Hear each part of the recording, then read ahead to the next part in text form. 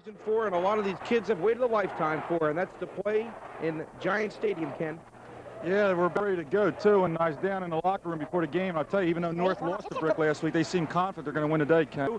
Who will be playing cornerback on defense today for the Dragons, fell on the loose football. Ken, it's hard enough to play a championship football game, no less in Giant Stadium. I'm sure the kids are a little bit nervous, you might say. That's an example of it. You might see some early mistakes in the game because of where you are. Let's see if Brick can capitalize on this one. This is the wrong team to give a break to early in the ball game. The Green Dragons usually take advantage.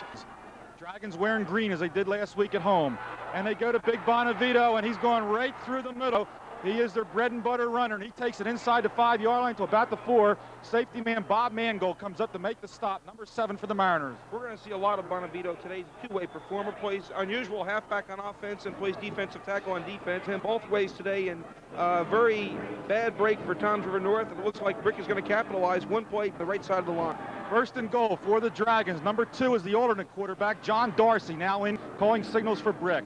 Hands off to Bonavito up the right side, and got to about the original line of scrimmage.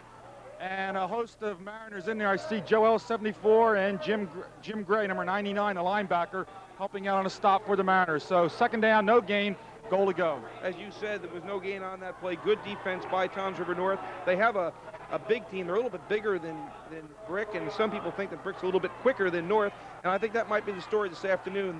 The size of Toms River North across the front and the quickness of Brick. We got one change for the Mariners. I should say a change from last week. Scott Wyatt in for injured Doug Meloche. Meloche may play today. He missed last week's game. Here's the quarterback, Siemba, looking to throw in the end zone, and it's intercepted by Campbell, the linebacker. Brad Campbell, number 10, picked it up in the end zone. He runs it out, and he's tackled at about the 3-yard line where the Mariners will take over. They won't have good field position, but they get the ball away from Brick. Campbell momentarily bobbled the ball for a minute there. It looked like he wasn't intercepted. He was in the right spot. Big break turn around. Here's another look at it. You'll see the ball just thrown right to him. And you'll see he bobbles it just before when he first gets it and almost didn't hold on to it. Big break, 2 breaks in the ball game. Toms River North, but don't forget, they have the ball with 98 yards to go for a touchdown. Brick had the break the other way. That's psychological thing in a ball game like this, I think, getting the ball back like this.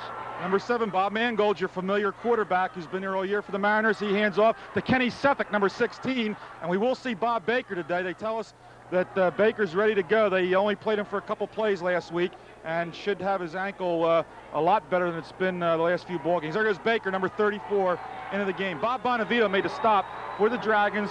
It's unusual to have a running back also play left tackle on defense, Ken. Yeah, that's what we were saying before. Shows the kind of athletic ability a kid has playing 2 completely different positions. I'm sure the college scouts are looking at that too. Seffick got a yard, 2nd and 9 for the Mariners. Spike Jones is flanked to the near side, and they're just going to try to get some running room here, and they hit off the right side. Again, Bonavito on a stop, number 45 for Brick. He goes about 6 foot 180. He's a senior, and he's one of the top players at the Jersey Shore. Kenny Seffick coming in to the lineup, number 16, probably for Baker. Bianco being cautious, and I can't blame him. He don't want another fumble. You can't get away with that twice against Brick, I don't think, giving the ball that close to the end zone. He's just going to try to get out. If he gets lucky, he gets a first down. If not, punt the ball away and get it out in the middle of the field somewhere. Dixon's flanked to the near side, Jones to the far side. 3rd down, they need a long 6. Rollout throw by Mangold to Jimmy Gray, incomplete. Covering on the play, number 2, Darcy, the safety man, who came up. He's 5'9", 160, a senior for the Dragons. So it looks like the Mariners will punt. Gray had a step on the defender there. I'm sure you'll see that play a little bit later in the ball game. But right now, as I said, get the ball out and make Brick earn a touchdown. They gave up an opportunity, a real good opportunity for an early touchdown on that interception. Now get the ball back. Let's see what they do with it their second time. Rich Lynn standing in his own end zone, deep in the end zone. And here's a flag, so they drew him off sides before the snap. Looked like the left side of the Brick line jump, and they're going to march off the penalty. It's going to be leave them short of the first down, but at least they'll get a little more kicking room. So it's going to be 4th and about a yard, and I'm sure they're not going to take a chance there. They'll kick it out, but this time Lynn will be able to come up closer to the goal line to get his punt off. Standing back for Brick should be Darcy, number 2. He's standing on the Toms River North 39-yard line in single safety position to return this punt. Good snap. And there's the kick. A nice high kick sends Darcy back short of midfield. He fumbles the ball at the 49, picks it up, and he returns it to about the 45-yard line, where he's stopped by number 84. That would be Goodhart. And also in there for Toms River North was number 76, and that's Tony Pacioli, one of the linemen. During these times of double-digit inflation, I have some good news for you. AJ Appliance TV and Stereo Center, the Money Savers, are having a special 33-hour sale this Thursday, Friday, and Saturday. So stop in at AJ Appliance Center, where you can get savings on more than 50 name brand appliances. Brick Green Dragons, 1st and 10. They send the wing back in motion. That's Connolly, number 30. The left end jumps for Brick, and looks like it's going to cost them 5 yards. Chris Rossi, the tight end, number 89, jumped. He's a 6'2", 180-pound senior, and you don't usually see Brick make mistakes like this, and that's going to push the ball back to midfield. It'll be 2nd down and 15 to go. I made a statement on the opening play of the game when we had the fumble that the kids were a little bit nervous out there. Championship game, Giant Stadium. Brick is nervous too. That's what happened there. I said 2nd down. It's 1st down and 15. And they've got a flanker to the far side, I formation, and they go to the tailback. That's Giandoli, Ray Giandoli, number 34, and he's stacked up the line of scrimmage. Rich Brewster, 57, defensive end, and also right behind him, the linebacker, Jimmy Gray, number 99, make the stop for the Mariners. So they picked up, well, if they got anything, they got maybe a yard. It'll be 2nd down. We'll call it 14 to go. The Mariners showing their tough defense, and they are very tough along the line of scrimmage on defense. And you mentioned Gray's another two-way performer out there for the Mariners. And just a quick thing, we didn't mention anything before the game, but I expect a low-scoring game, Ken. All right, here we go. I formation again by the Dragon. We haven't seen this year by Brick. And here's Darcy wanting to throw long down the Brick sideline on the far side, intended for DePalma, number 44. Bob Dixon, left half, and Bob Mangold, the safety, come up to make the coverage. Dixon 24, Mangold 7, and that is number 44, DePalma, who was the intended receiver. He's usually a wing back, and that time he flanked them as they came out in the I formation. And Warren Wolf makes a couple of substitutions here. You're going to see that all throughout the ball game. Maybe 2 or 3 3rd down and 14 to go. The ball just inched into Mariner territory, short of the 49-yard line. Dragons this time come out with a split backfield, and they've got a split end to the left side. And here's the quarterback, Ziemba, looking to throw. Plenty of time. He's got a man open, and he hits him at the 20-yard line. Mangold brings him down. That would be number 86, Mark DeSantis. He scored a touchdown last week for Brick early in the ball game, and he's a little guy, but he seems to get open, and that's going to be a big 1st down for the Dragons. The ball at about the 19. DeSantis got open. You'll get another look at it right here. He got behind the halfback and the safety. It was a nice thrown pass. He lobbed it up in the air. Came down right underneath him. Beautiful pass. Couldn't ask for a better play. Ron Signorino's here with us. Ron, you surprised to see the Dragons use an I? Yeah, I'm very surprised to see them use an I formation. That's not normally what they use. They did put it in about the 4th game this year. They use it very sparingly. Of course, I formation normally means running play, and that, of course, they fake the running play from the I formation. Undoubtedly, Toms River North expecting a pass or a run when they saw them in the I formation. Very good deception on the part of Coach Warren Wolf. All right, here come the Dragons on their 1st down play. And Giandoli lines up as a tailback behind Bonavito in the I. They've got a wing back to the left side. DePalma goes in motion, the wing back. And they fake to Bonavito, give it to the tailback, Giandoli, off the left side. Giandoli tripped up after a couple yards gained. And Jimmy Gray, 99, makes the stop for the Mariners, the linebacker. And it's going to be about a 4-yard gain. It'll be 2nd and 6. Toms River Mariners are really getting tough, closing up that hole on the right-hand side. It was there momentarily on what appeared to be trap blocking on the line. And good defensive play by the Mariners where it counts when it gets tough close to the end zone. Mike Denning, the split end, goes wide to the far side. They have a split backfield, and they've got a backup on the left wing. And they fake to Giandoli, then coming on the crossbuck is Bonavito. He carries it inside the 5 to about the 3-yard line. Mangold and Campbell combine on a tackle. That's the safety, Mangold, and the inside linebacker, Brad Campbell, number 10. Brad's 5'10", 180-pound senior. So it's going to give the Dragons a 1st down and goal at the 3. Here's another look at it. Good hole this time. And as you mentioned, bringing up a 1st down and goal, which makes it tough only from the 3. There's the crossbuck. Good block and good run. took a couple players down with him. Ron Signorino, you said down in the locker room that Brick hasn't showed their offense off last week's game yet, all their offense. I really don't think Brick has shown their entire offense all season because they haven't had to. They can pass the ball very, very well. Of course, the key to this game is what they make on first down. Well, there they go with Bonavito. He's in for the score. So the Brick Green Dragons draw first blood here, to, just the opposite of the last game when North scored first in the first period. And that's a 4-yard run, we'll call it, by Bonavito. And the Dragons have a 6-0 lead. Ken? Here's another look at it. You'll see Bonavito just power his way in. He stopped right there and just powers his way into the end zone. From this angle, it didn't look like he got in there. The interesting part is Brick scores instead of on that big long drive. They score on the big play. Panuska's going to attempt the extra point for Brick. And he's a pretty darn good kicker. He had a field goal against North last week. And the kick is up, and it's good. And Brick leads by a score of 7-0, 5:07 left in the first period of play. And let's see, Ken? Well, I mentioned before they scored in the big play. What I meant was that big passing play setting that up. We'll be right back with the kickoff. That was a 6-play drive for the Brick Green Dragons, covering 50 yards for the first score of the ball game here today.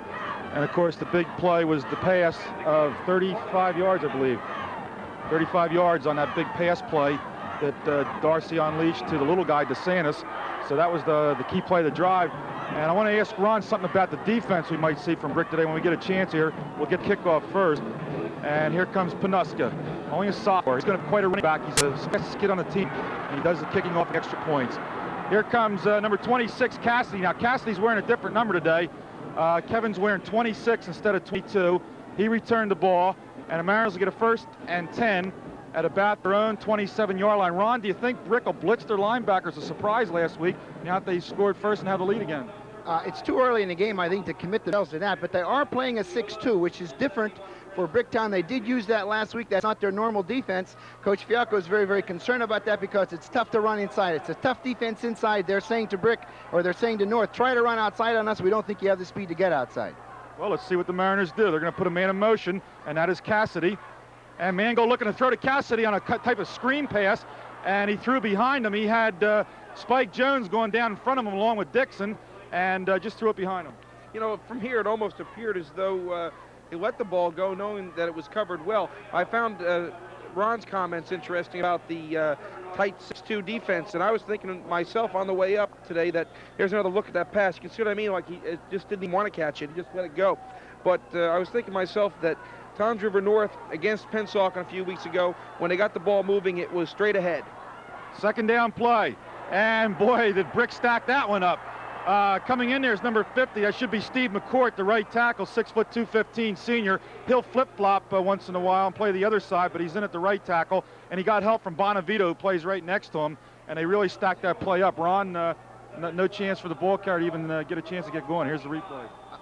You know, Ken, I think this AstroTurf here, which is very, very fast, is really an advantage to Brick Township because they have quick linemen. Of course, the footing out there is very, very quick, and I think it's going to really help Bricktown. And Coach Fialco thought it might be an advantage to his fast backs, and that's true. He's got maybe 1 or 2 fast backs. Brick's got 7 or 8 quick defensive linemen, so it's going to help more Brick people, I think, than it is going to help Toms River North people, and they're pursuing that ball very, very rapidly, and it's going to be very interesting to see how the field conditions here favor one team or the other. You realize it's only weeks before New Year's? This year, celebrate New Year's Eve at the shore's #1 restaurant, the top of the mast, on the ocean in South Seaside Park. Treat yourself to an evening that includes live music by the Bobby Love and Company, a full-course prime rib dinner, hors d'oeuvres, 5 hours of open bar, champagne, and of course, hats and noisemakers, all for just $85. Call 793-2444 for reservations.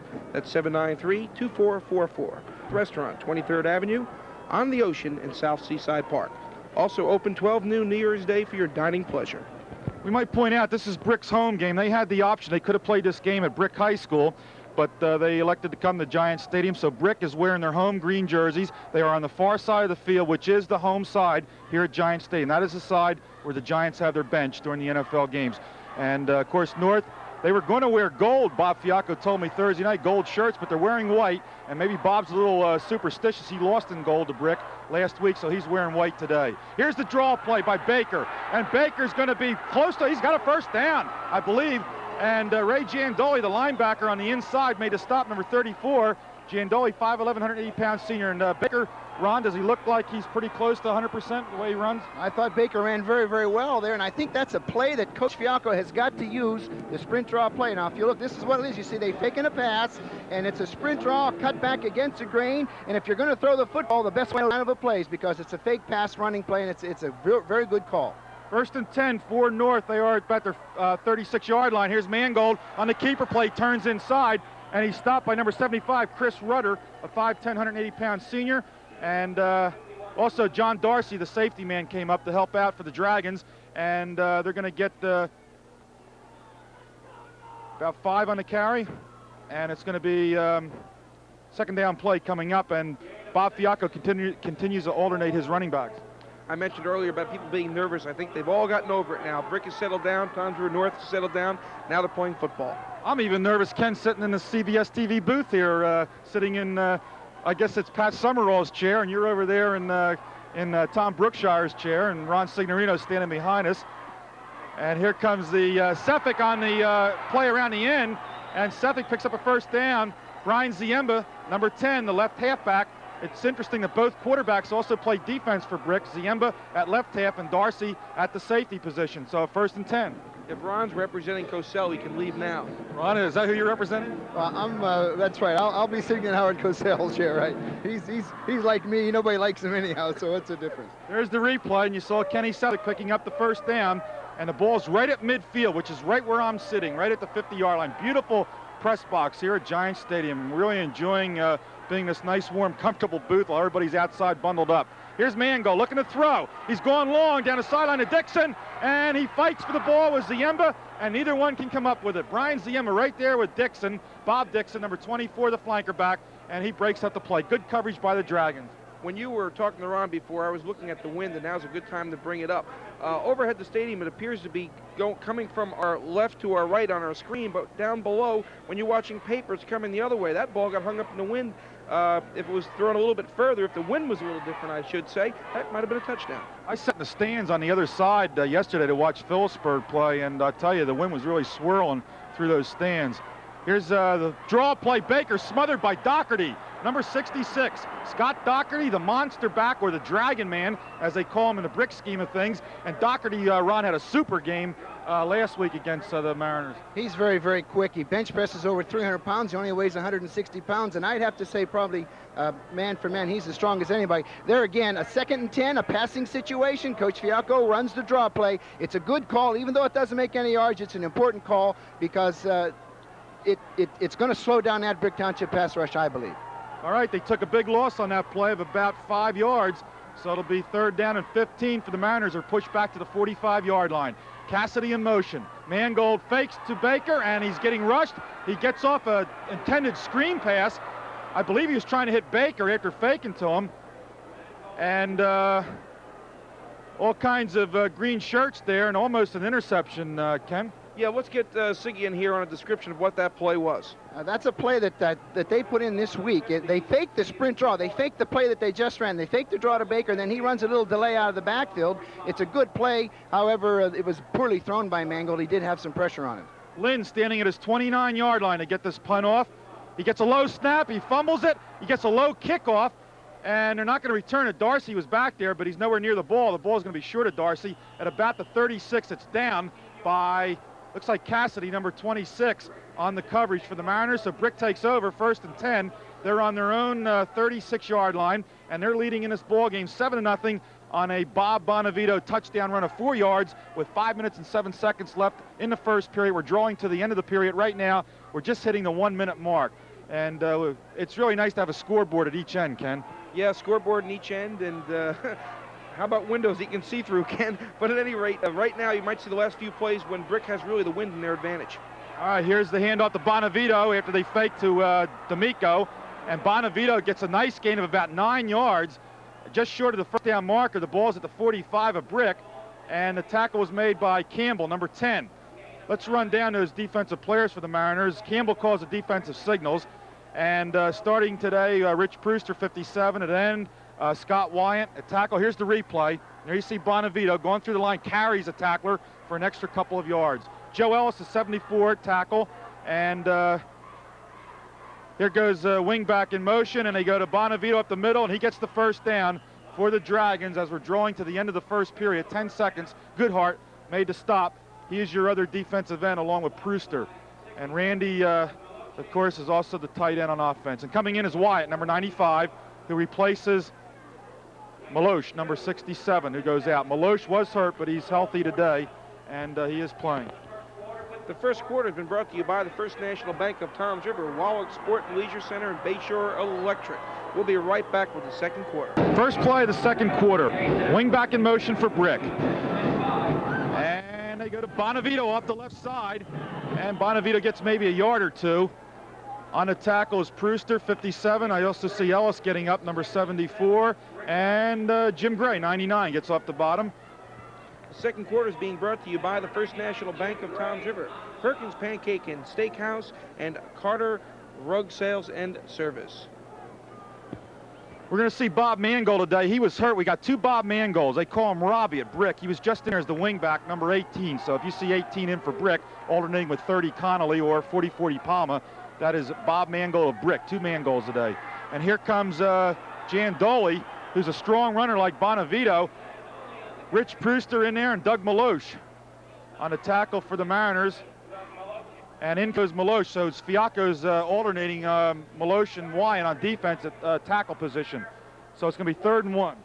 You mentioned a good runner just then, and I'm going to tell you something. This whole Brick attack is a good. I mentioned one other thing if I have a chance, and that is that short football's come a long way, and these two teams out there have a lot to do with it. When somebody like Brick knocks off people like North Bergen and Montclair, it makes a big difference. There's the quarterback sneak for the first down at about the 41-yard line. Joe Ellis, number 74, 6'5", 260-pound senior. Makes a stop for the Mariners, and that was Ziemba on the quarterback keep, and he's just about alternating every play now with Darcy. Darcy now running into the huddle, number 2, and coming back in is Maloche, number 67. I don't know quite what Fiacco is doing, alternating two guys on defense every play, but you don't usually see him alternate on defense as you do on offense where they might be bringing plays in.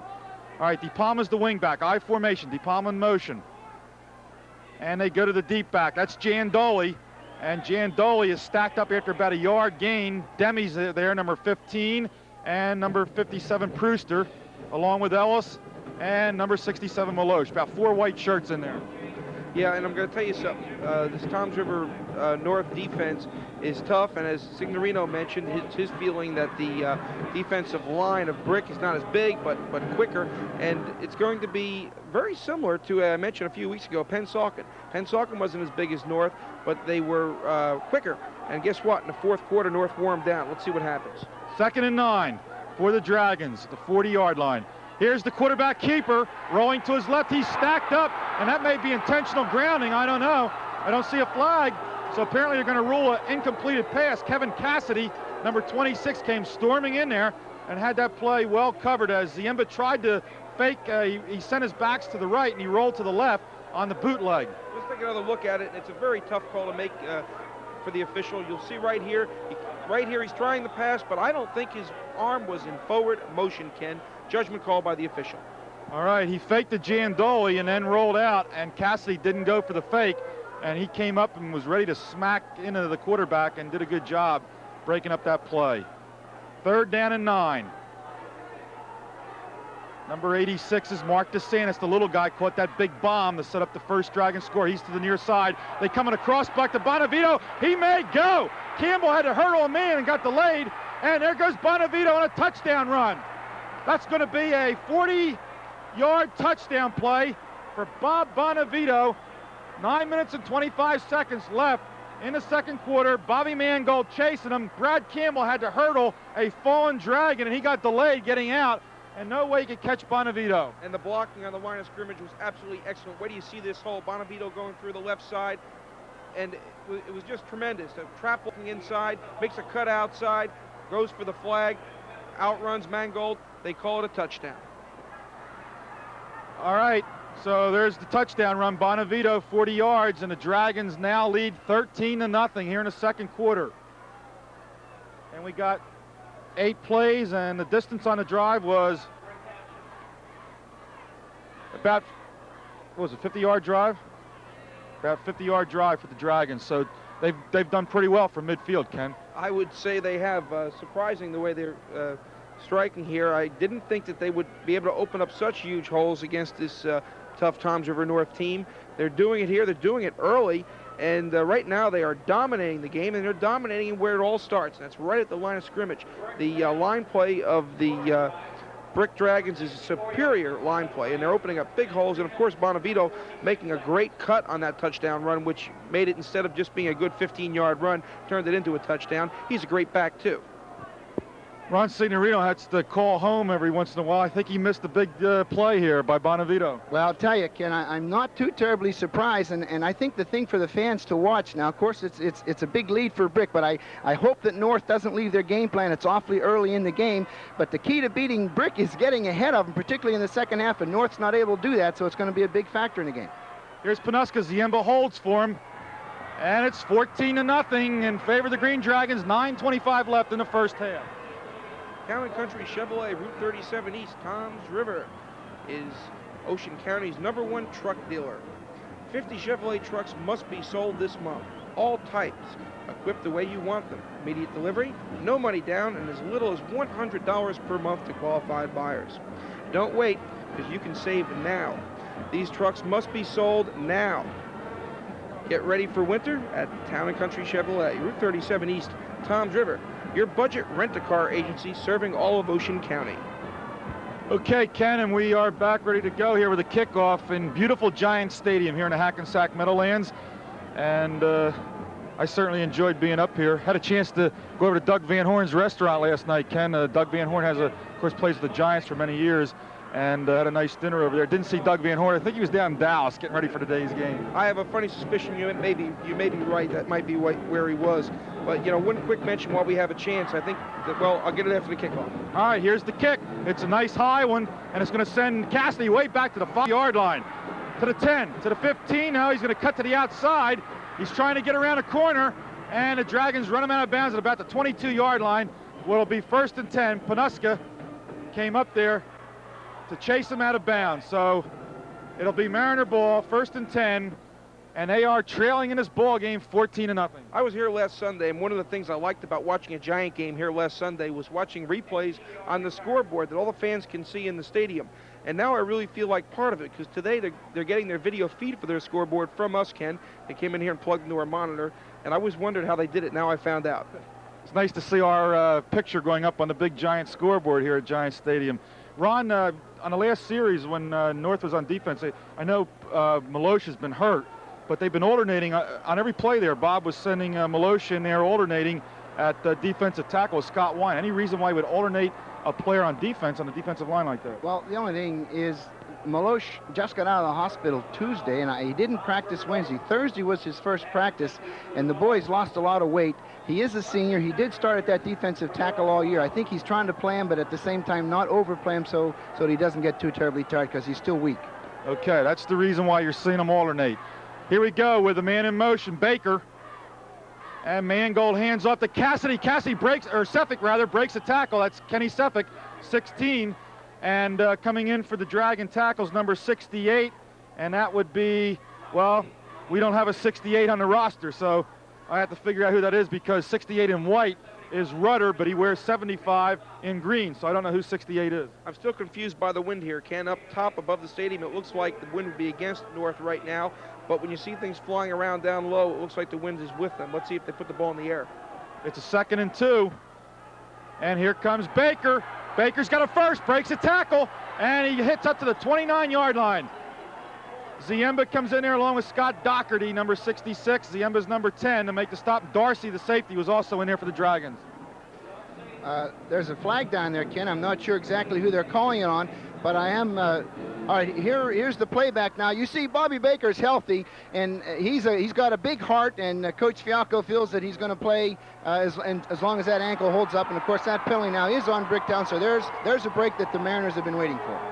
As you were saying, he's healthy, Ron. I just watched Baker limp off the field, so I don't know whether he pulled that, sprained that ankle again or what happened. He does have a very bad left ankle. It's been hurting him and bothering him probably since about the 5th game of the year. It's a shame because he's such a great running back. He was doing so well early in the season, but he just hasn't been able to play the way he'd like to play over the last 5 or 6 ball games this year. The penalty moves the ball to the Mariner 44-yard line, 1st and 10.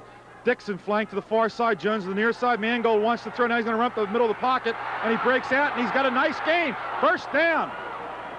And making the stop was Jandoli, number 34, but not before the first down was picked up by Mangold, who scampered right up the middle, and he hits down to about the brick 40, so that went from 144 to the other 44. Mangold making great run, you'll see it here, and he might have gone for a little bit more if he didn't slip trying to make the cut to get past the defensive man. You'll see he makes some good moves inside there, and right here he slips, and that's trying to make a cut. He might have got a few more yards. Good run, not used to AstroTurf, that's the reason for the slip.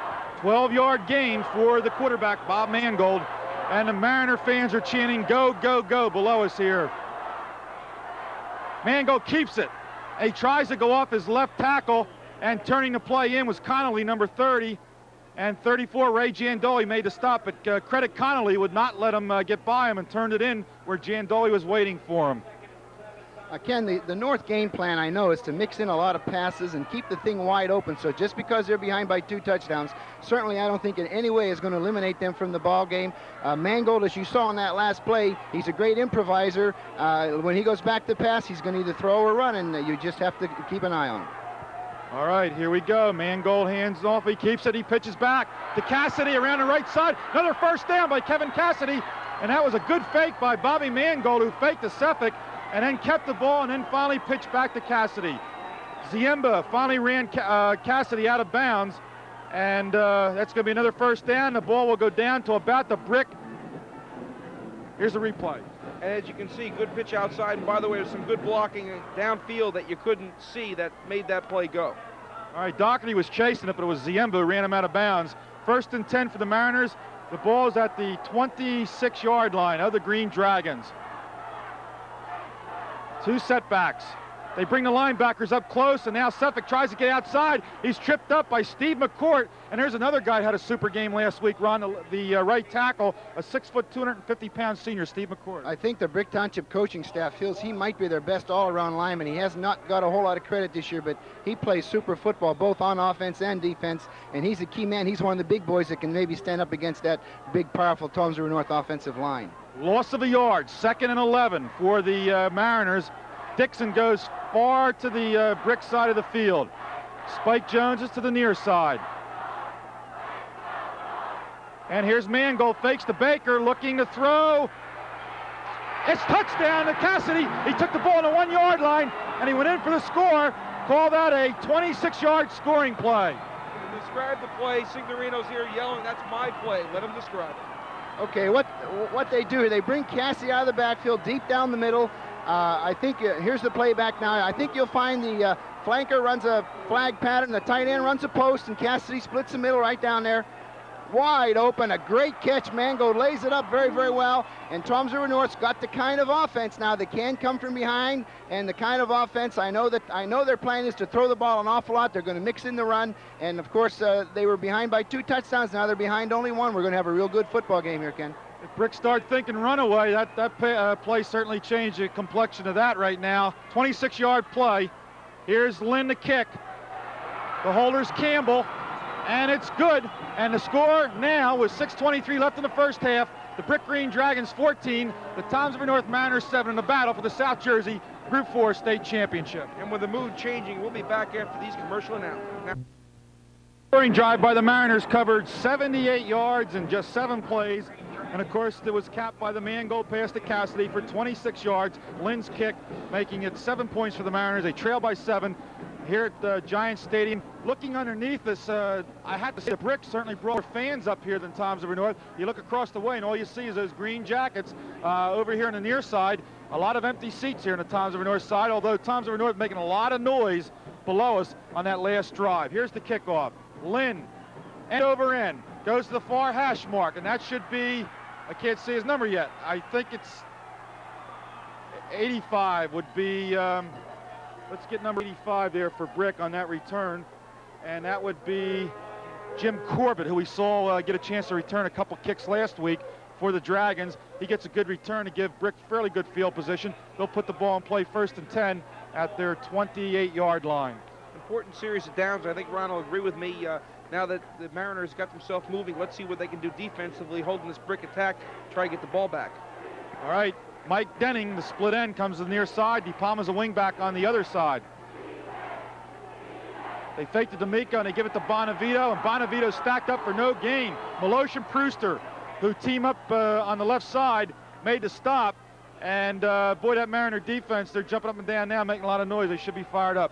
That's, of course, the play that's been very successful to them all this entire ball game. They're faking to the first back, running to the offensive right, and coming back with the second back to the offensive left, and they're picking on those two smaller boys over there, either Meloche, if he's in there, or Wyatt, and that seems to be where they're running the ball, and that's where they ran it last week.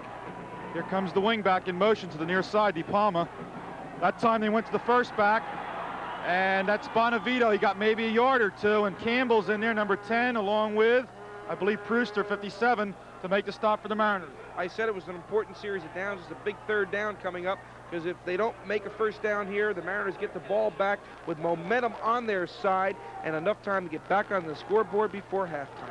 As far as the time goes, 4:56. The clock is running here in the 2nd period. The sky kind of dark clouds here at Giant Stadium. We heard some forecasts for some snow flurries, but we haven't seen any as of yet.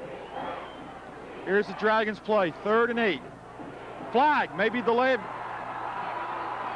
All right, we got a right guard, illegal procedure, jumping. That would be number 65, Fromey. Tom Fromey is the backup, number 65. He's the backup guard to Scott Doherty and also backs up Andy Patterson. So he jumped, and that cost him 5 yards. It's going to be 3rd down and about 13 yards to go for the Dragons. So that certainly helped the Mariners out on defense. Again, the split backfield, the wing right.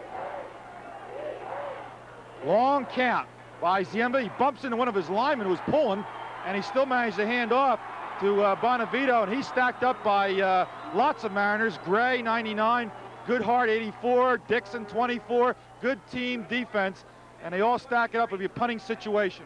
As you mentioned, the right guard got to the quarterback, where the quarterback could get out of there. As I was saying, here's another look at it right there. The guard pulling. Quick lineman, I'll say that. Now the Mariners get the ball back. They have enough time that they could possibly score again. And there's a flag on the play. Pick it up, Ken. All right, there's the flag on the play. Ron, did you see what happened? I really didn't see. I was watching the playback, Ken, but Brick Township right now is guilty of playing football that is not customary to Brick Township football. They're drawing penalties. They're running into one another. The momentum certainly has shifted here. Toms River North is excited. I had made a comment, and I think you probably heard me before the game, to Coach Fiacco. I says maybe the best thing that might happen to your team today is for Brick to score first. I don't think he agreed with me, but maybe now he does. I was just going to ask you about that, Ron, because I was with you, and I was going to say that Bob Fiacco felt that Brick was very cocky, the players, not the coaching staff, but the players. And then I remembered your comment about maybe you thought that Brick should score first, and they might get a little too overconfident. So there's the return, no return on a play on the punt. So the Mariners get excellent field position. They'll put the ball in play at their own 46-yard line. You know, I was talking about cockiness. I remember an article a couple weeks ago in the paper about this first game, about playing Warren Wolf 2 weeks in a row. Fiacco said it's kind of hard to beat him 2 weeks in a row. I don't know what makes it so easy to beat Fiacco 2 weeks in a row. All right. I certainly can't picture Warren Wolf being cocky. Maybe some of his players felt that since they beat North once, it wouldn't be a problem doing it again. But I know the coaches, Dave Avino, was quite concerned about having to do it all over again this week. Mangold pitches back to Cassidy. Cassidy cuts inside, and he goes scampering right up the middle after he cut inside. Beautiful run. Bonavito made the stop for the Dragons, and a good cut by Cassidy. And it's going to be about a 7 or 8 yard pickup. We'll call it 7. We'll call it 2nd and 3 for the Mariners. Here's the replay. This is an option play, and I'll tell you, this is a new dimension here, because normally Toms River North doesn't pitch the ball on the option. It's adding an awful lot. They're trying to use the speed of Cassidy to the outside, and that boy can thread his way through the secondary. All right, here we go. They got a wide receiver on either side of the field. Mangold rolling to his right, sets up, plenty of time. He gets it off long, and Jones could not get to the ball. He was blocked off by Matson, 42, Bob Matson, and there was no way Jones was going to cut over to get that ball because two green shirts were in front of him. Darcy, number 2, also back there, and Rudder finally came in there just as Mangold was releasing the ball and started putting some pressure on, but he did have plenty of time to get it off. What they're trying to do, Ken, there in that particular play, they're trying to isolate big Spike Jones, 6 feet 4 inches tall, on the shorter of the Brick defenders, Bob Matson, who's only about 5'8", but Matson played that very, very well and refused to let Jones get behind him. Still 3 yards to go, but this time it's 3rd down. Here comes Kenny Seffick, and he's going to be just short of the 1st down. He's stacked up at the 45-yard line by Steve Ayers, number 79. We haven't heard much from Steve today. He's a key player, 6'3", 210. He's a very seasoned veteran for Brick. He's a senior, and Vince Ciola, the linebacker right behind here, is 55, made the stop, 5'11", 161. He's a senior. So it's 4th down and 1. What do you think we'll see here? Well, there's no doubt Coach Bob Fialco is going to go for it, and I think what you're going to see is Baker running the ball up behind Big Joe Ellis. All right, big play for the Mariners. 1 minute and 53 seconds, clock running. In the second period, Brick leads 14-7. And the Brick Dragons jump. There's the long count by Mangold that worked. And there you saw the Dragons over anxious. One of the criticisms of the Toms River North team last week was the fact that they did not mix up their snap counts. And Brick timed them very, very well when they did blitz last week. They were getting people in because North did not mix their snap counts. North realized that, and of course today they've made that adjustment. They're mixing their snap counts, and this is very uncustomary for Brick Township to make these kinds of mistakes. The linebackers came up tight on the short situation, and it was Vince Ciola, the linebacker, 55, who jumped across the line. 1st and 10 Mariners at the 40-yard line of Brick. Mangold rolling to the right, gets a block from Seffick, and he gets the pass complete to Gray at the 25. He hits to the 18, and he's finally down at about the 16-yard line. Gray breaking a couple of tackles there, a big tight end. I know the college scouts are drooling at him. Ron, describe the play. Well, it was really a flood pattern. They ran the flanker deep to clear out the zone. All right, here is the playback. It's a sprint right. They're concentrating their passing attack in one area. It's a flood. If you notice, there are 3 Brick receivers. They cleared it out with flanker Dixon and came in underneath with Gray. And of course, they had the back coming out of the backfield. Mangold sprinting. He could see everything in front. And the North passing attack is that kind of a passing attack. They concentrate on flooding particular zones in the field. Ken Leake, along with Ken Turp and Ron Signorino from Giant Stadium. Looking for a new insurance agent? Stop in to see the professional John Hill, serving Ocean County for over 25 years.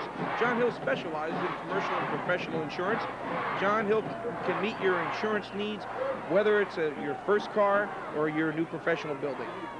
With a small deposit and easy monthly payments, John Hill can have you in your insured car on the road in minutes. Stop and see John Hill, Route 9 in Bayville, or call 269-0800.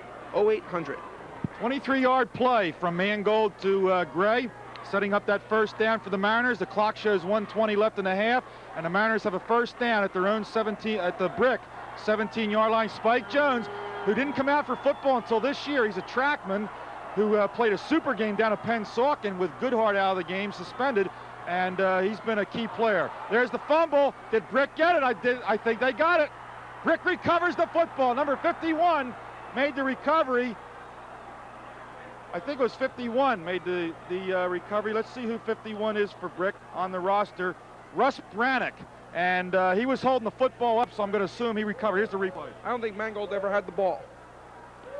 Now, Mangold never did get the ball. Whether he pulled out too quick or not, I don't know. But one thing is for certain. You cannot make those kind of mistakes again, Brick Township. That Toms River North team just drove that football about 60 or 70 yards. They got absolutely nothing for it. It's got to be awfully discouraging to them.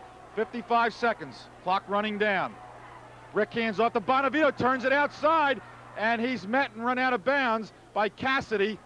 It looked like he was going to get around the corner, but Cassidy reacted very quickly. And it's about a 5-yard gain. It'll be 2nd down. We'll call it a 4-yard gain and about 6 yards to go.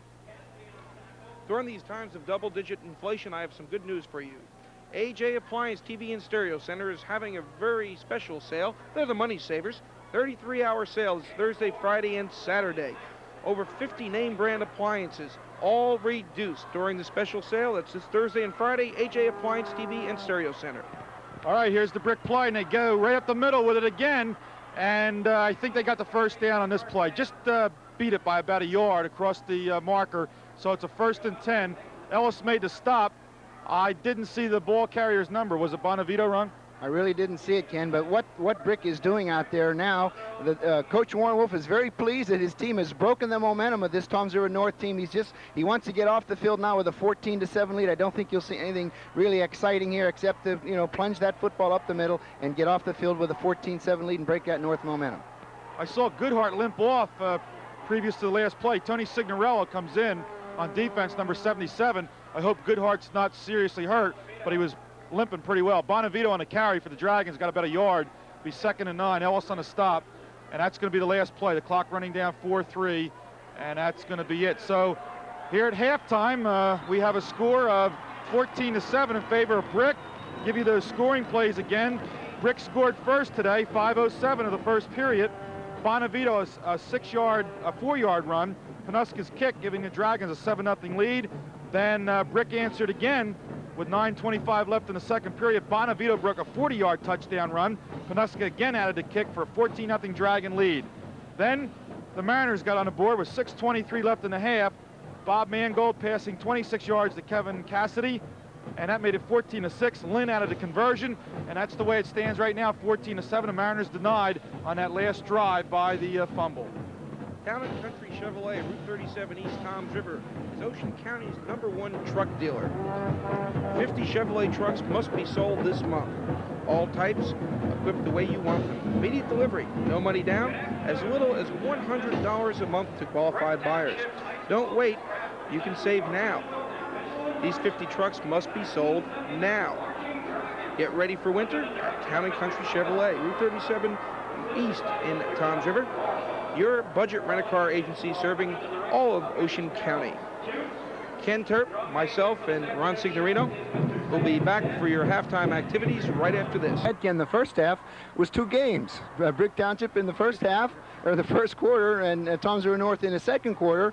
I think only time will tell how much that devastating fumble there right at the end cost. Bobby Mangold, I think, pulled out a little bit too soon. His weight was going backwards. He couldn't dive and recover the ball.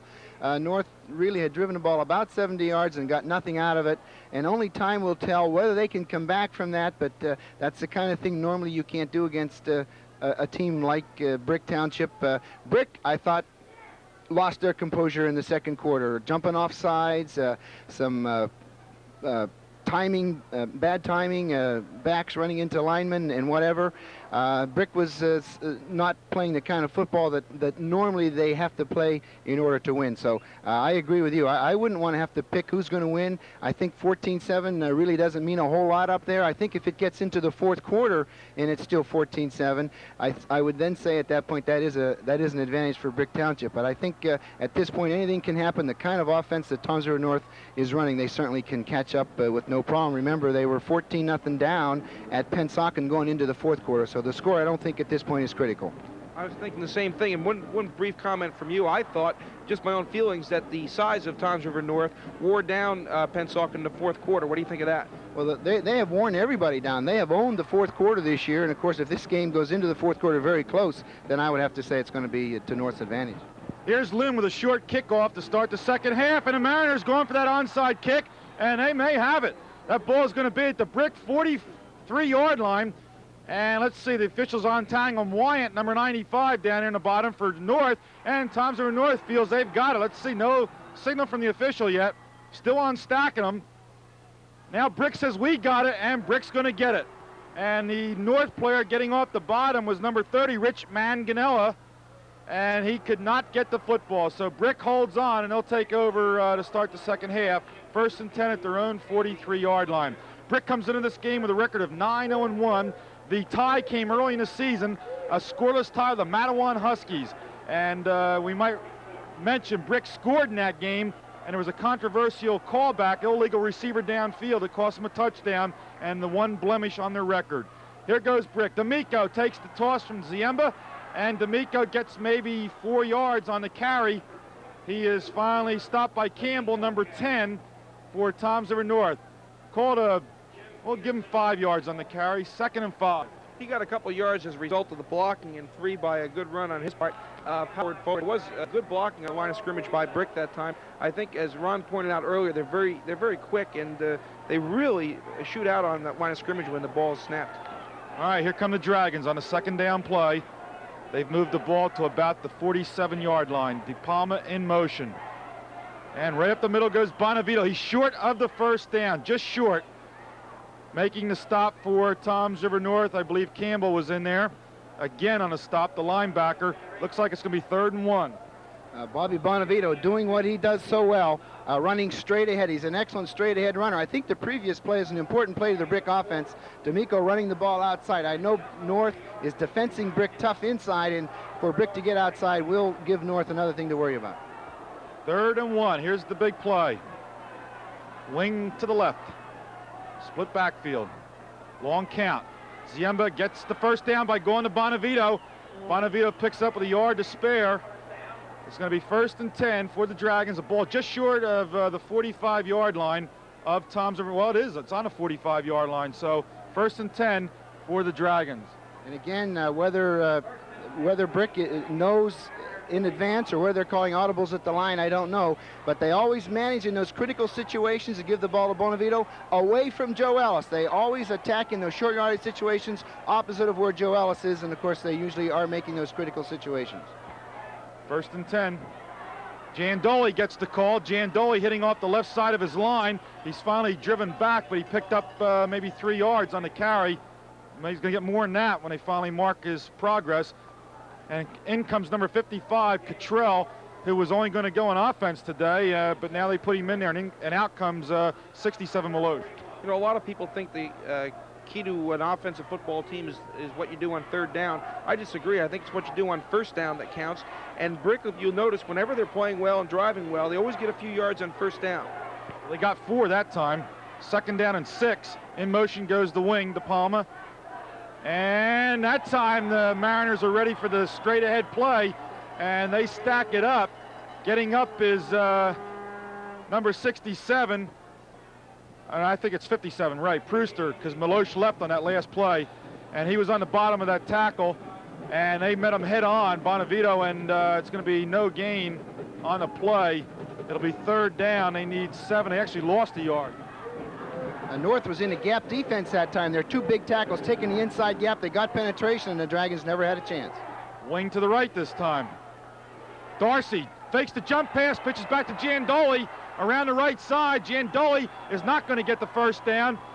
He did pick up 2 on the play, and it's going to be 4th down and about 3. We'll call it 4 yards to go.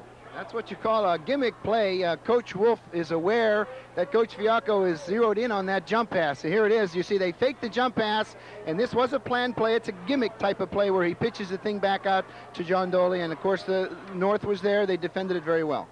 Brewster, 57, again in on a stop. Here's Panuska kicking from midfield. Nice high kick into the end zone. No return.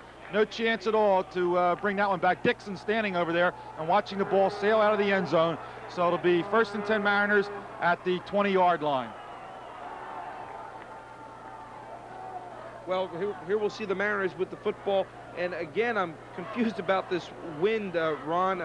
I don't know. Do you think that Fiacco is going to keep on the ground or put the ball in the air? He seemed to have good success in the 4th quarter against Pensacola and throwing the ball. Oh, I don't think there's any doubt. He's going to mix in the pass. He knows you can't beat this Brick Township team strictly running the football. The key thing here, again, is the field position. Every time Toms River North has the football, they're about 80 yards away from the goal line.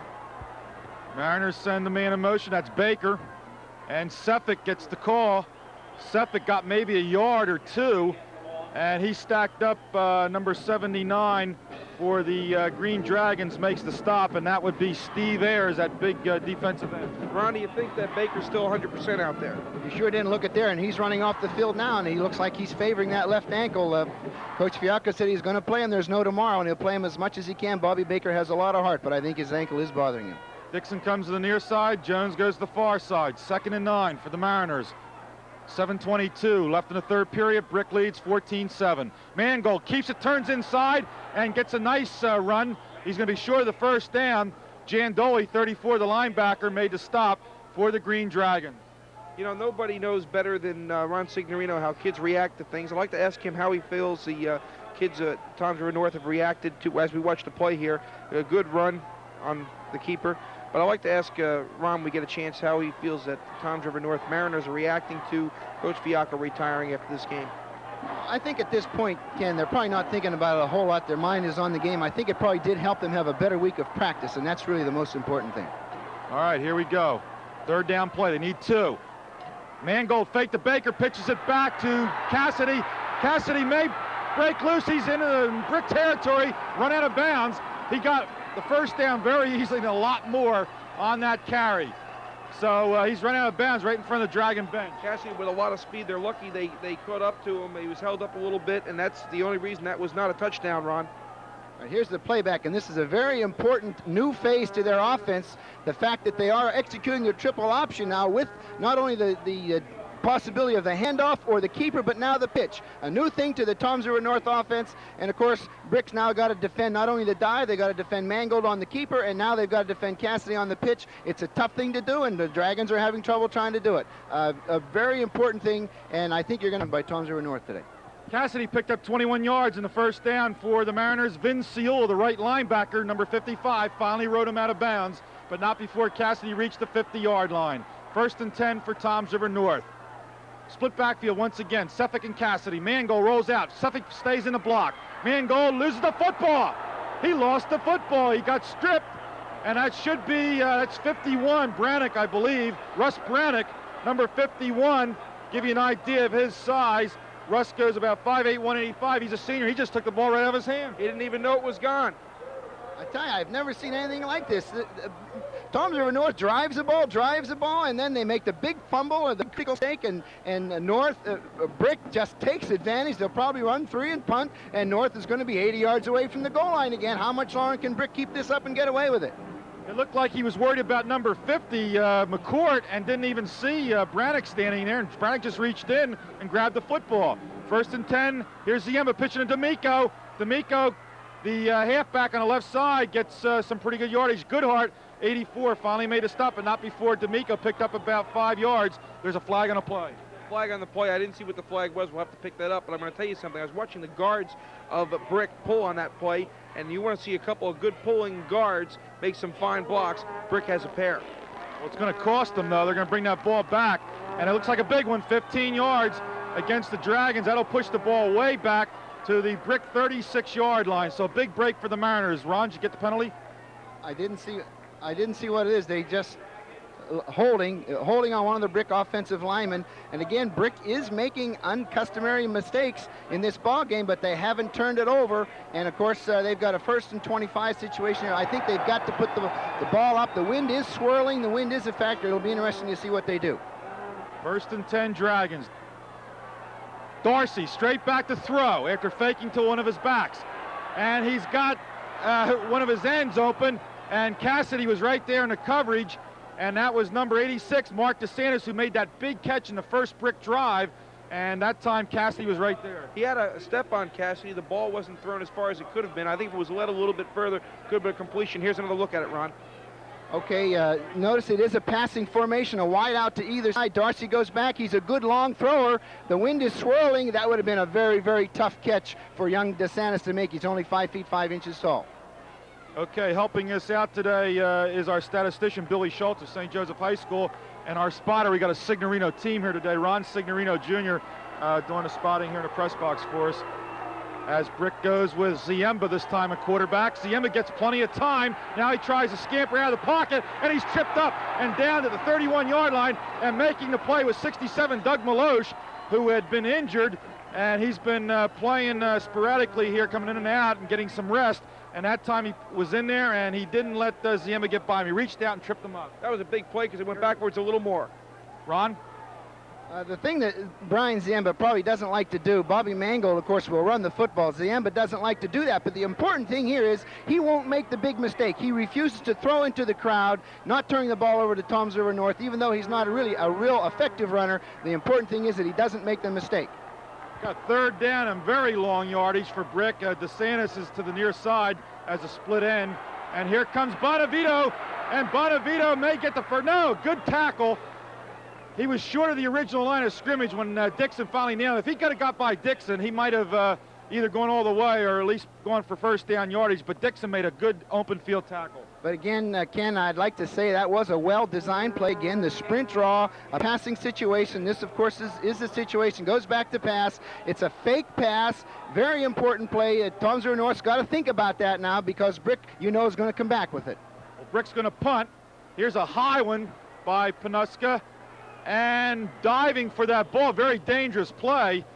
But he got away with it was Bobby Mangold because there was 3 green shirts just standing there ready if he had fumbled that ball. Are you looking for a new insurance agent? Stop and see the professional, John Hill, serving Ocean County for over 25 years. John Hill specializes in commercial and professional insurance. Whatever your needs, John Hill can meet it, whether it's a new car or your new professional building. For a small deposit and easy monthly payments, John Hill can have your car insured on the road in no time. John Hill Insurance Agency. Call 269-0800. Here's the Mariners' first play, and Mangold fakes and then keeps himself. And Mangold, a nice run for a first down. He's got the first as he hit across the 30 to about the Toms River North 37-yard line. Chris Rudder, 75, and Scott Doherty, the linebacker, 66 on a stop. Cassidy's outside speed, I think, makes Mangold have the opportunity to make runs like this. Here it is, and that's exactly the point, Ken. Now, that's a very good observation on your part because, as you notice, the perimeter people now on the Brick Township defense not able to collapse on Mangold because they're worried about that outside pitch to Cassidy. All right, here we go. Mariners, 1st and 10. Jones to the near side, Dixon to the far side. Suffolk's in the backfield with Cassidy. He gives it to Cassidy, and Jandoli, the linebacker inside, came right up there and plugged that hole very quickly. Also in there's Brannick, 51. And they're going to lose some yardage on this one. I believe at least a yard on it. It'll be second, I'll call it a 2-yard loss. 2nd and 12. I think first down play is always a critical play, as Ken pointed out a few moments ago. Now North is confronted with a 2nd and 12 situation. Of course, North does run a more wide open attack than Brick Township. I think 2nd and 12 North can overcome better than Brick can overcome. So let's see what Coach Fiacco comes up with here. All right, here it goes. Jones to the near side again, and Dixon to the far side. And Mangold fakes to one of his backs, pitches back to Cassidy, but I think it's Jandoli would not let him turn the corner. Matson came up, 42 for Brick, and they wouldn't let him get outside. So I don't think they're going to get any kind of a gain at all on that play. Quickness usually means good pursuit on a defense, right, Ron? No doubt about it. Of course, Brick is excellent. That's the key to their defense. Bob Matson played that very, very well. They're set the corner for Coach Warren Wolf's defensive team and came up and stopped Cassidy before he could ever turn the corner. We'll be right back. Exchange of punts. We pick up the action at the beginning of the 4th quarter. All right, here we go. First play. Mangold gets 4 yards. He made the stop. Number 66. By the way, that was a 15-yard punt return by Bungold on that last play. I was watching Mangold hold that ball. He held it a little loose. It makes me understand a little bit how it was stripped from him earlier in the game. You would think he would have changed his tactics after that strip before. Well, of course, when you're executing a triple option, you've got to have the ball out where you can make the pitch if the pitch is there. That pursuit from the inside is what has to stop that keeper play because they now have to play the pitch to Cassidy, and that stretches the Brick defense very, very thin. Here's your 2nd and 6 play. Ball is in Brick territory. Here's a loose football and a pitch. Cassidy falls on it, the 49-yard line of Toms River North. That's going to cost them some big yardage, but at least they retain possession of the football. Pitch thrown behind the man, Ken, and a good reaction by Cassidy to go back and get the ball. Otherwise, Brick would have had it. It's not a fatal mistake, but it's not the kind of mistake you can make. Okay, this is, of course, the famed triple option. The pitch behind Cassidy, not Cassidy's fault, Mangold's fault. The important thing here, Ken, this is not the normal Toms River North offense. When you have to execute an offense you're not familiar with, there are chances of those kind of bad plays. If Jandoli, 34, had come up with that football, it would have been disastrous for Toms River North. Here's Mangold going straight back, and he avoids the rush of one player, McCourt, and he's going to keep it. Mangold may get a first down, just short of the first down. And making a very sure-handed tackle is Ziemba, number 10, and a beautiful run by Bob Mangold. Ron, they're in Brick territory, inside the 40. I think we're going to see a big 4th and 1 here. Every coach that I've talked to that's played against Toms River North this year said Mangold's the key. Here you can see why. This is a pass play. His receivers are covered. He threads his way through. The North team, of course, knows that he's very likely to run the ball, and he's so dangerous when he goes back to pass. And, of course, here you see now a situation with only a 4th and 2 situation. There's not much doubt here that the Mariners are going to go for the first down. I want to ask you something about Mangold after this next play. You mentioned the key, Mangold. I want to ask you about that. Here's 4th down, 2 yards to go. And Mangold pitches back to Cassidy, trying to turn the corner, and good pursuit by Brick. I think he does have the first. Look at Bob Fiacco. If you can get a camera on Fiacco down here at the 32-yard line. There he is. He's going over to see how his player is. He was jumping up and down. He knew he had a first down. And good pursuit by Brick. Got over there, made it very close. And it's going to be a first down for Toms River North at the Brick 36-yard line. And I asked you, you mentioned Mangold, and I thought that we're talking about Toms River South beating North this year, that they kind of stopped Mangold, and no other team had defensed him up until South did it. Well, I don't want to take anything away from Toms River South. They certainly did a great job that day, but I think the people who stopped Mangold that day was the Toms River North people, because as you recall, they only passed the ball 5 times. Mangold really wasn't a whole lot of a threat in that game because of the conservative offense. All right, here we go with the right halfback carrying, and number 79 is draped all over his back. Steve Ayers, the 210-pound senior, and McCourt's in there with him. And Sefik was the ball carrier, number 16. He got about a yard. We'll call it 2nd and 9. Brannock, 51, comes in for Brick, along with Scott Vivino, the son of the defensive coordinator for Brick. Dave Vivino used to be the head coach at Neptune and took over the defense for Brick when Vic Caboo left for Middletown in 1975. So the coach's son in there, Scott Vivino, who made some good plays last week in a backup role for the Dragons. 2nd and 9. Here's Mangold. He's got a man open. He's going for Cassidy, and at the last minute, Dorsey got in there and broke it up. Good defense, I think, on the part of the Brick secondary that time. They really had it covered. It was a dangerous pass, Ron. Actually, it was a well-designed pass. Mangold sprinted to the right on what he's been doing so well all day, and Cassidy slipped out of the backfield. Now you'll see Cassidy lined up here in the backfield. Mangold sprinting right, and Cassidy coming out on the weak side. However, Brick does pick it up. John Darcy's just a great safety man, probably the best safety man in Ocean County. He's a 5'9", 160-pound senior. He also shows a lot on, gets a lot of chance to show something at quarterback. Spike Jones to the near side. Dixon to the far side, 3rd and 9. The Mariners need this first down. Jump pass over the middle to Gray, incomplete. And Doherty was right there with Dorsey, and there's a flare up between Gray and Dorsey, a flag on a play. And Dorsey's really picking on a guy a lot bigger than him. Gray thought he got hit early, and he also thought that he was hit a little bit violently after the ball was dropped, and that's why Gray got upset. Let's see what the officials thought happened. Terrible time to have a penalty, particularly a penalty that really isn't involved with playing football. This was a little bit of a flare. The Brick kids are clapping their hands. I have to assume that this penalty is against Toms River North.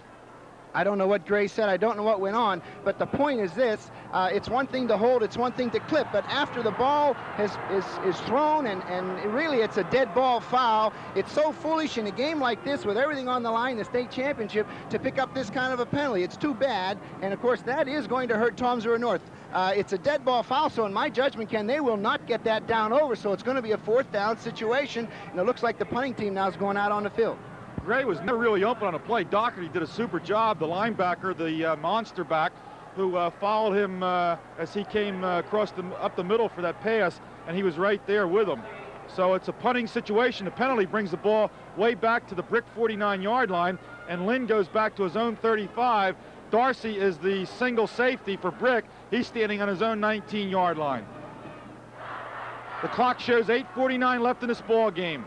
And there's Darcy going back to his 15, and Cassidy tried to get him, and Darcy gets loose, and Dixon makes the stop. Matson didn't block Dixon.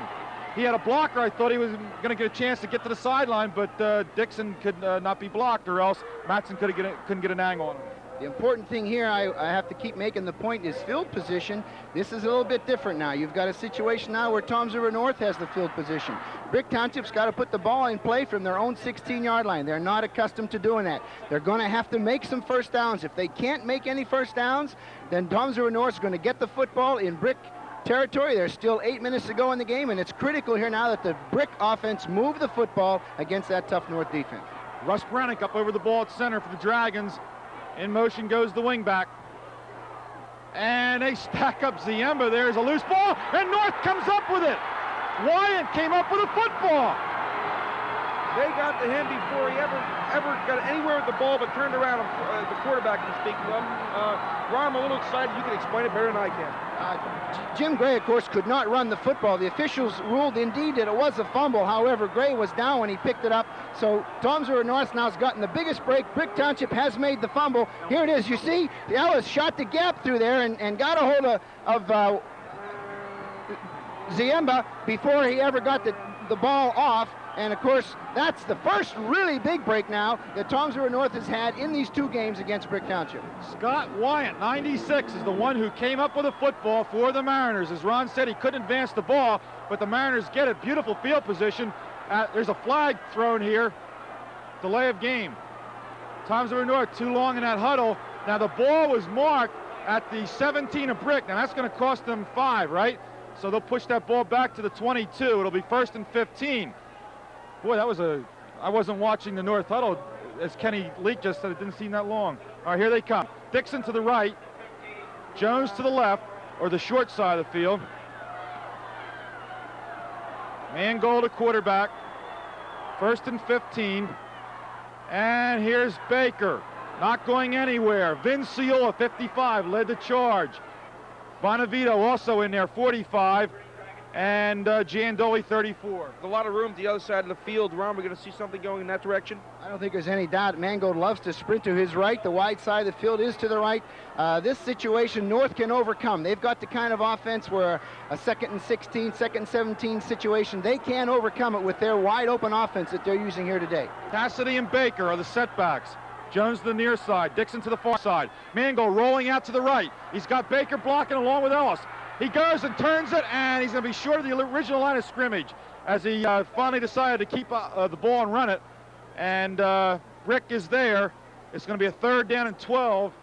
Steve McCourt, number 50, the 6', 215-pound tackle, made the stop. From what I can see from here, I think he made a good decision keeping the ball. I think his receivers recovered. That's why Bobby Mangold, if you check the statistics, has thrown only four interceptions all year. Here he is on the sprint out. He's got plenty of time to look. He sees they're recovered. He puts the ball up, faking the throw, and then runs the football. Mangold is very, very intelligent. He's got a lot of poise. He has thrown only 4 interceptions this entire year. A real credit to his intelligence. 3rd down and 12. The Mariners have to go to the 6-yard line for a 1st down. And here's a timeout. With a score, Brick 14, Toms River North 7, 6 minutes and 18 seconds left in this ball game as Toms River North calls timeout. We'll be back after these messages.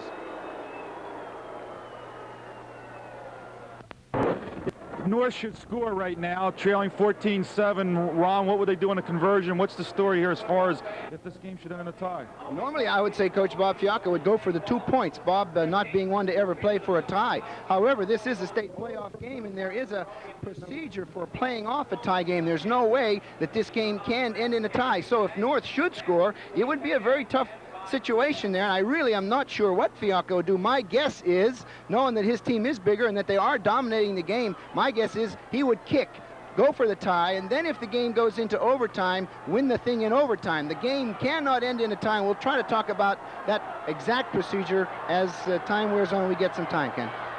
All right, it's a 3rd down, 12 yards to go. Mangold getting pressure from Brannick. He gets away from him. Now he's going to keep it. And he's going to go inside the 10-yard line, short of the 1st down. Bonavito made the stop. A beautiful play by Mangold. He is short of the 1st down, though. He got inside the 10 to about the 9. He had to go to the 6. He needs about, well, it's going to be about 2 yards. He's got to go just before the 6-yard line. Sometimes an entire season boils down to one play. This could be that one play, and there again is the great talent of Bobby Mangold. You see, he made several jukes there, swivel hipping his way. Actually, the Brick defense just cannot contain him in the open field. He's so elusive. 4th and 2. Wyant is the tight end on the right side. 4th and 2. Mangold rolling to the right. Seffick gives him a good block. He completes it, and it's going to be Cassidy on the 1-yard line. A beautiful block by Kenny Seffick. Give Seffick credit on that play. 16. He gave Mangold the extra time to hit Cassidy. I was just wondering whether Cassidy's going to get in the end zone or not. He's got a 1st and goal at the 1. I like the poise of this Toms River North team on this play, Ron. All Right here again, that same old sprint out to the right, flood pattern. You see Cassidy coming out of the backfield. There's the throw, a little wee bit behind him, but good enough for a first down on the 1-yard line. And if any team can punch the ball in here, it's that big North. They'll split, take their splits down now, close down to about a 1-foot split, and they'll run straight ahead. I would think the ball's going to go here to Bobby Baker. Again, Suffolk making that key block. You don't see that in the box score. There's a quarterback keeper by Mangold. I think he's in. North is saying yes, he's in. Jones raised his hands, and there it is, touchdown. 1-yard run by Bobby Mangold. 4:59 left in the ball game. The score is now Brick 14, Toms River North 13. What a ball game. Now we go back to this tiebreaker situation, Ron. And as we anticipated, I see that the North is sending in their kicker, Rich Lynn. Here's the playback. It's a simple quarterback sneak, wedge blocking the North linemen, closing their splits down and just rooting out the smaller Brick Township defense. Now we've got a 14-13 score, and North has sent their kicking unit in. Remember, the game cannot end in a tie. Rich Lynn, a very, very accurate kicker, and Coach Fiacco going with the percentages. All right, here is the timeout being called as Lynn lines up the kick. Campbell's the holder. Now Bob Fiacco is going to go on the field. We may see a change here. And they're going to go for two because Campbell's carrying that tee off. And Bobby must have said, hey, we're going for two. And Campbell jumped up and down and said, that's the way to go, Coach. We want to go for the win. No matter what they go for here, it brings in another aspect of this game of football, and it's called the kicking game, Ron. What's the situation if, no matter what happens here, Brick's going to get the ball, and a field goal can win a game? And, of course, they've got a great field goal kicker, P.D. Panuska, when they were up here warming up and getting the feel of this stadium on Thursday, kicked several field goals from a long distance. So what's going to happen here? Of course, if North does make the two-pointer, they'll have a 15-14 lead, and field position is going to be very, very important. Brick will have to move the ball down around the 20 or 25-yard line, and frankly, they have not been able to move the football against this Toms River North defense. I have to guess that if North makes this two-pointer, they're going to win the football game. After recovering that fumble by one at the 16, the Mariners took 5 plays to score. Bobby Fiacco is really going into ecstasy down on the sidelines here as North comes out for this two-point conversion. Split backfield. Jones to the left. Dixon to the right. Here's Mangold rolling to his right. He pitches back to Cassidy. Can he get in there? He does! 2 points! North takes the lead. Toms River North takes the lead. 15-14 as Cassidy just barely got into the corner of the end zone. 4:59 on the clock. Goes Toms River North going ahead in this football game. And on the field, the Toms River North team, coaches, fans, they're all going crazy. They think they won this football game. As Ron Signorino will tell you right now, they haven't won it yet. What do they have to do now? That was an example of raw speed on the part of Cal Cassidy, who's probably made the big plays all year for Toms River North. He took that pitch out. He headed for the flag. He just made it in there. He's a little bit faster than the Brick defenders. Toms River North is up 15-14. Brick Township has a very dangerous offense when they open up their offense. This kickoff here is going to be very important. Here is the playback. Now watch Mangold. He just gets it off. The pitch out to Cassidy. He goes for the flag, and it's a question of raw speed. And now the very all-important kickoff. There's Coach Bob Fiacco. Ken, very interesting. North lined up to place kick that extra point at the last second. Fiacco indicates call timeout, call timeout. His team was already lined up. They saw him, they called timeout, and whoever knows what the difference is in winning a football game. They changed their mind. They went for the two-pointer. It's the greatest call in the world. Toms River North has the lead 15-14. Ron, how close did Rudder get to be a hero on that play? When he came in and smacked Mangold, he almost smothered the whole play. That obviously had to be some kind of an end pinch or twist of some sort. He came down tough. It was well designed. It was an excellent defensive call. Mangold, of course, being the cool customer that he is, just got the pitch off, and that was a question of Cassidy's raw speed, flight to the corner. You just watch the ball roll across the field off the tee. What that demonstrates to you is what kind of wind Brick would have to throw against to get back in this ball game. There's no doubt the wind is a factor. It's a swirling wind, but basically the wind advantage right now belongs to Toms River North. Here's Lynn's kick back on the 8-yard line. Is returned by Panuski. Hands off to number 18. Let's get number 18, a Brick, who took the handoff from Panuska, and that would be Bobby Mangold on the Brick side, or Robbie, as they call him, a Brick. So Robbie took the handoff from Panuska, and North played it well on defense, and it'll be 1st and 10 for the Dragons under 15. They've got to go 85 yards to tie this game. A very, very important calculated risk here. Notice that Panuska starts up the middle of the field, then hands it off to Robbie Mangold. The important thing here, that was a gamble on the part of the Brick Township team. They were going for the touchdown there because now you see they've got field position. Had they run and followed that wedge up the center, they may have made another 20 yards or so, as you usually do when you run the wedge up the middle. But they gambled on a gimmick play and it didn't work, and they have very, very bad field position right now. Let's give Rich Brewster credit. He wouldn't go for the fake, and he got in there. I didn't get the other number of the Mariner player to help Brewster on the tackle, but Rich Brewster made a big play for North. Here's a play going up the middle for Brick, and making the stop is number 58 for Toms River North, Peterson, who was injured earlier in the year, and he is back along with Schwartz, 96.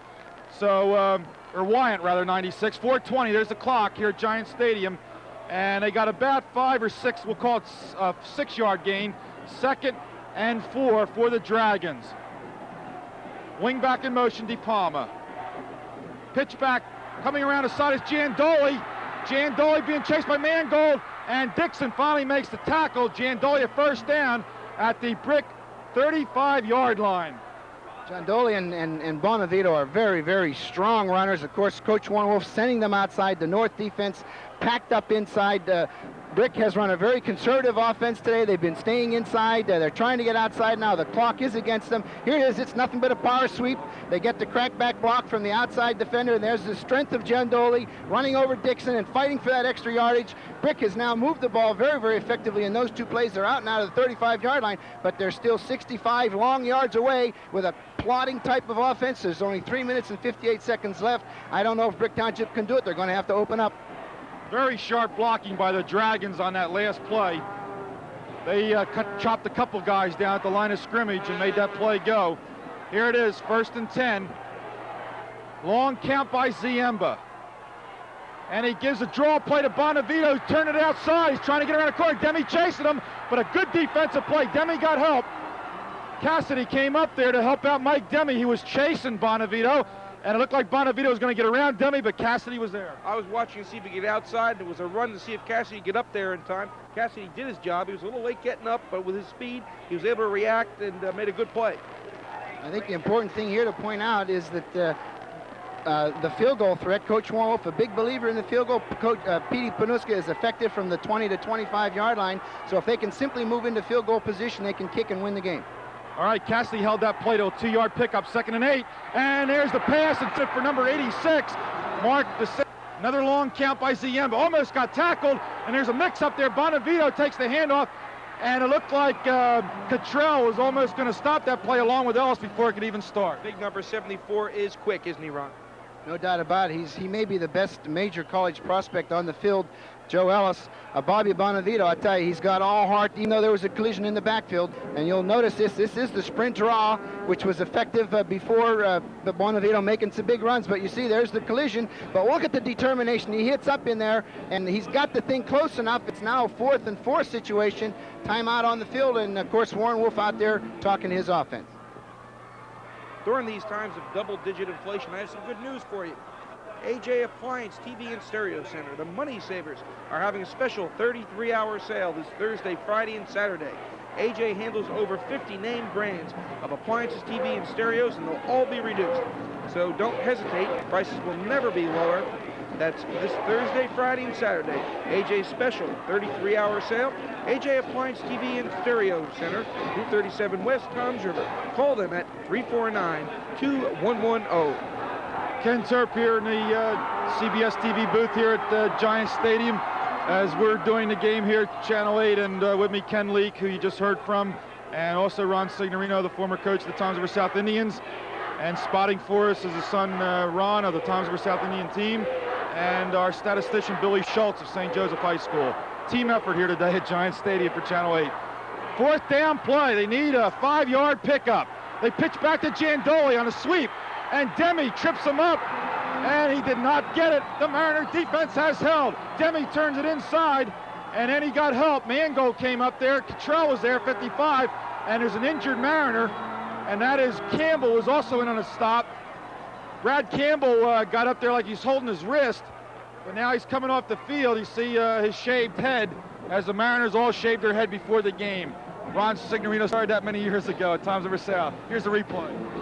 Okay, it's actually the ball goes to Giandoli away from the original strength. They bring the man in motion, hoping to catch North, running back to their weak side, trying to get the extra blocker in the form of the wing back there. Giandoli, not the greatest outside runner in the world. He fell a little bit short, and I've got to think here, if Toms River North can get one first down, they're going to be South Jersey Group 4 state champs.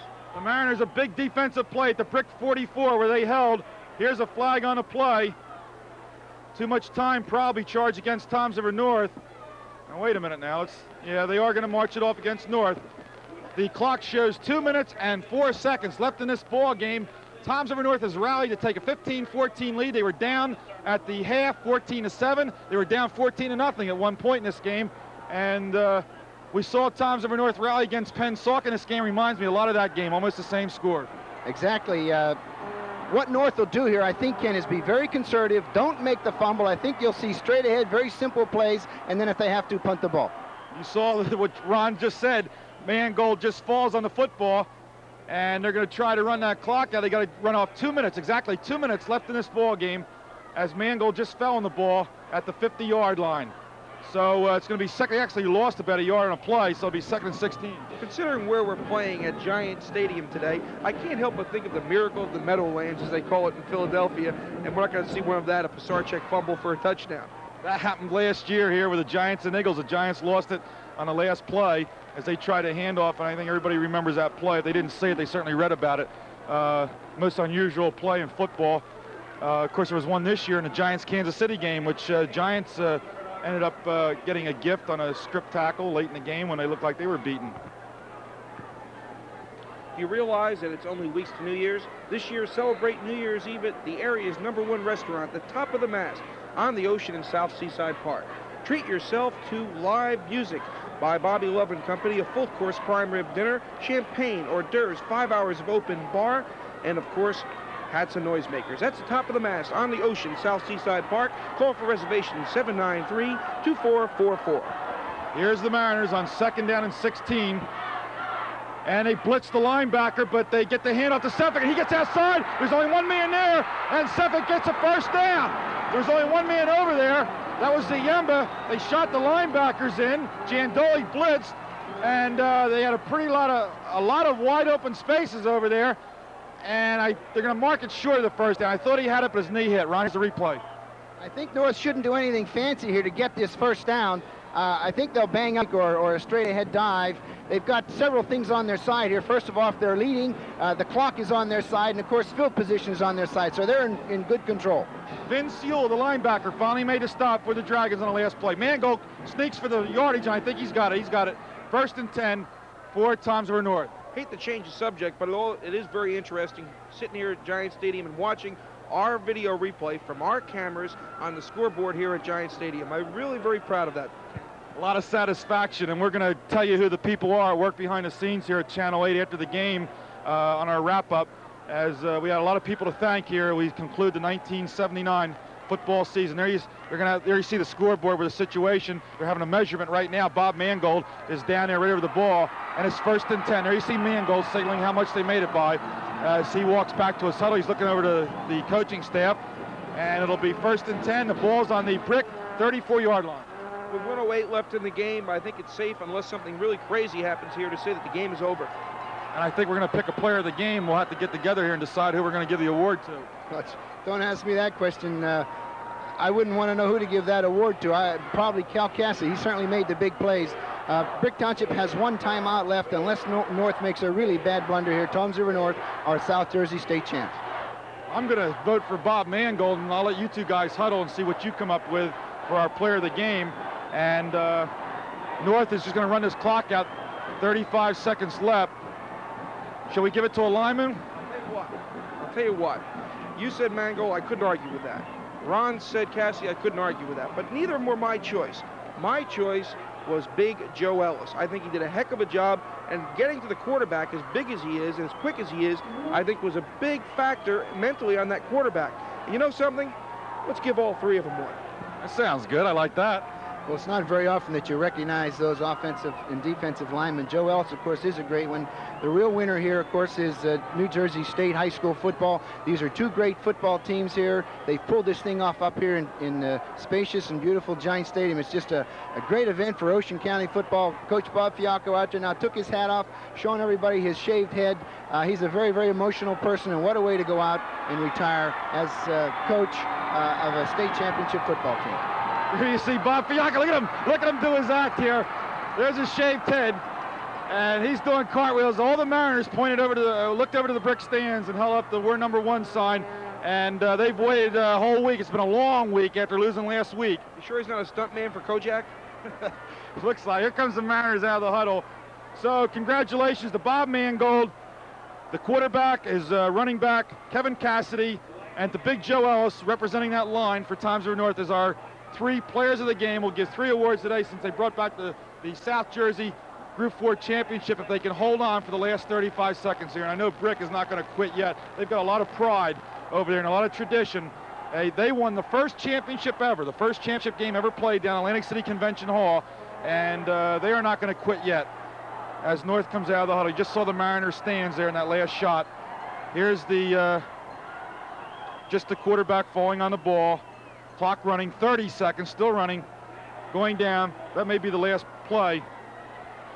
Ken, how ironic can it be? I was down in Convention Hall in Atlantic City in 1974 when it was Brick Township who came from behind with the 2-point conversion to defeat Camden. They made that critical 2-point conversion late in the fourth quarter to win that ball game 22-21. And now here we are 5 years later. The shoe is on the other foot. This time the Dragons died by the 2-point conversion. It's Toms River North that comes up with the big 2-point conversion to win this football game 15-14. And history does repeat itself sometimes in a very strange way.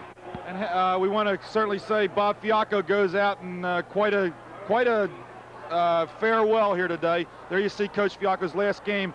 I wanted to mention the officials today. Milt Applegate refereeing his last game today from the shore area. There's Mangold falling on the ball. The other officials today were Jim Quirk, the umpire. Andy Fleming was the head linesman. Bob Walsack from the shore area, the field judge, and Frank Molinaro was the official timer. So Milt Applegate, last game as ref, and Bob Fiacco, last game as coach.